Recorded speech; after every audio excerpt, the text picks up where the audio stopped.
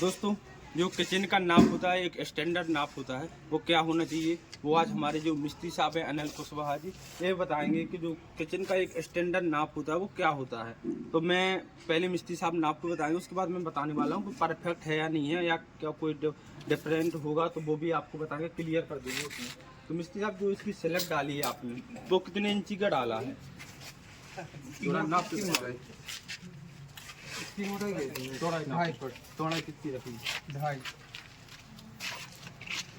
यहाँ पर 30 इंची आ रहा है, यानी कि 2.5 फीट यहाँ पर जो चौड़ाई रखेगी। तो स्लैब की चौड़ाई क्या होती है? जो स्लैब की चौड़ाई होती है, जहाँ पर हम गैस चूल्हा रखते हैं, तो वो हमारा 2.25 इंची या 2.5 इंची हमारा होना चाहिए। 2 फीट 3 इंची या 2 फीट 6 इंची हमारा मिनिमम होना चाहिए, जो कि एक परफेक्ट नाप होता है। अब बात करते हैं जो इसकी स्लैब की थिकनेस होती है वो कितनी रखनी चाहिए। तो स्लैब की थिकनेस है जो, वो यहाँ पर हम दिखा रहा है 2.5 हमारा होना चाहिए। वो 3 इंची भी हो जाए तो कोई दिक्कत नहीं है, बट यहाँ पर जो है थिकनेस यहाँ पर 3 इंची रखी गई है।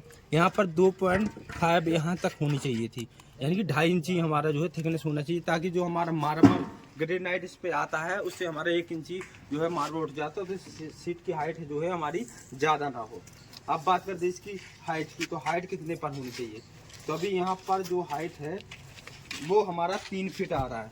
3 फीट हाइट पर जो है रैक डाला गया है। तो हाइट हमारा 3 फीट कहाँ चाहिए? कंप्लीट जो हमारा कंक्रीट का मसाला डाला जाता है वो हमारा 3 फीट कंक्रीट की हाइट होनी चाहिए। और जो इसकी रेंडिंग की जाती है, जो कच्ची रेंडिंग नीचे का अंदर का गैप है, वो हमारा मिनिमम 2 फीट 9 इंच होना चाहिए, जो कि यहाँ पर 2 फीट 10 इंच यहाँ पर आ रहा है, शो हो रहा है।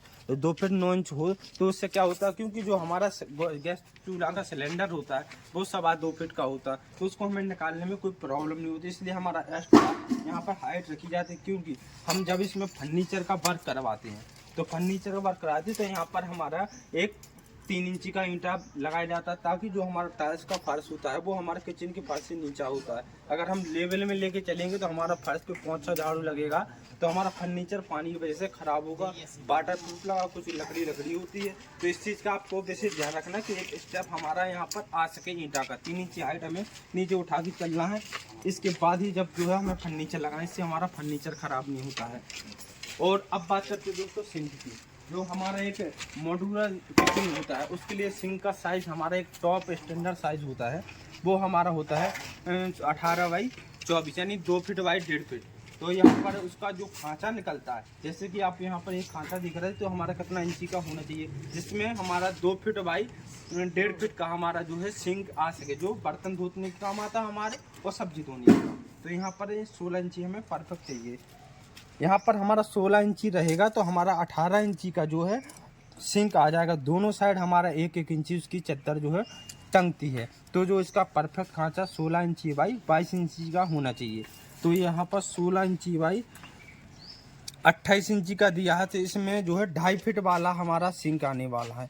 तो 18 बाई 2.5 फीट, यानी 2 फीट से 6 इंच का हमारे यहाँ पर वो सिंक आने वाला है।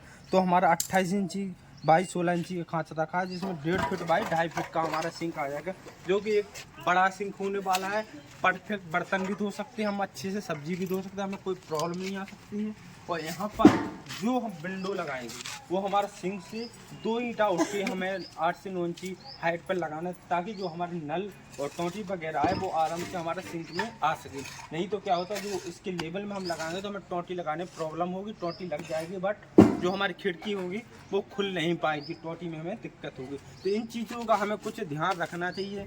और जो स्लैब है इसी तरीके से मॉड्यूलर किचन बनाए, एक स्टैंडर्ड साइज जो आज मैंने बताया आप इसी को फॉलो करें, आपका किचन कभी भी कोई फेल नहीं कर सकता और एक स्टैंडर्ड साइज आपका निकल के आ जाएगा। तो वीडियो कैसी लगी दोस्तों कमेंट बॉक्स में जरूर बताएं, और चैनल पर न्यू चैनल सब्सक्राइब, वीडियो को लाइक जरूर करें।